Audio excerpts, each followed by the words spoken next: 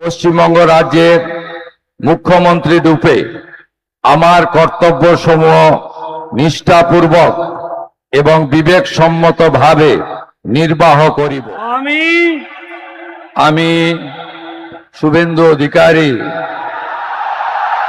ঈশ্বরের নামে শপথ করিতেছি যে বিধি দ্বারা স্থাপিত ভারতের সংবিধানের প্রতি আমি অকৃত্রিম নিষ্ঠা ও আনুগত্য পোষণ করিব।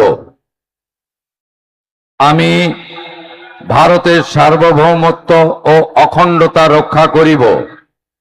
পশ্চিমবঙ্গ রাজ্যের মুখ্যমন্ত্রী রূপে আমার কর্তব্যসমূহ নিষ্ঠাপূর্বক এবং বিবেকসম্মতভাবে নির্বাহ করিব এবং ভয় বা পক্ষপাত, প্রীতি বা বিদ্বেষ রহিত হইয়া সকল শ্রেণীর জনগণের প্রতি সংবিধান ও বিধি অনুসারে ন্যায় আচরণ করিব।